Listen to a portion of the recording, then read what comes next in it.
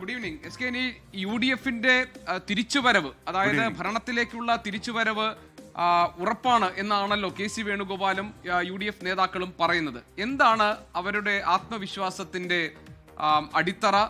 ഏതൊക്കെ ഘടകങ്ങൾ ഈ തെരഞ്ഞെടുപ്പിൽ അവർക്ക് അനുകൂലമാകും എന്നാണ് അവരുടെ വിലയിരുത്തൽ? അതേക്കുറിച്ച് KC വേണുഗോപാൽ സംസാരിച്ചോ താങ്കളോട്?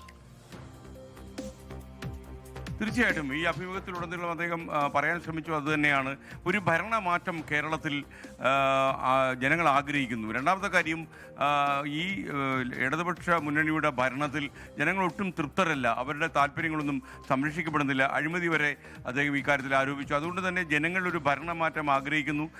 കേരളം കടക്കണിയിൽ മുങ്ങുന്നു.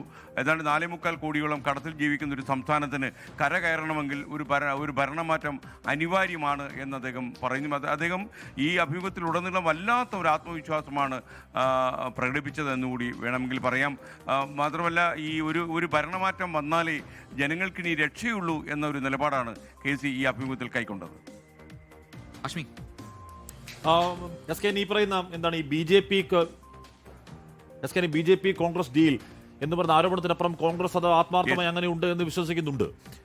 ഈ പറയുന്ന രീതിയിൽ BJPക്ക് വലിയ വോട്ട് പ്രാധാന്യമുള്ള അടക്കമുള്ള സ്ഥലങ്ങളിൽ അങ്ങനെ BJP സ്ഥാനം നിർത്താതിന് കാരണമെന്ന് കരുതുന്നു. അപ്പൊ അതിനെ അതിജീവിക്കാൻ എന്താണ് മാർഗം എന്ന് KC പറയുന്നുണ്ടോ? SK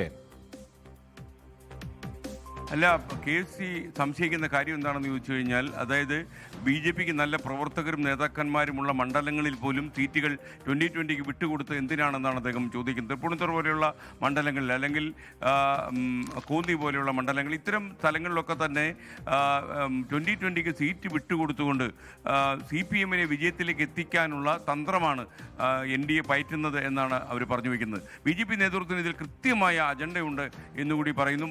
ഈ ഡീൽ നടന്നിട്ടുണ്ട് എന്ന കാര്യത്തിൽ അദ്ദേഹത്തിന് യാതൊരു സംശയവുമില്ല.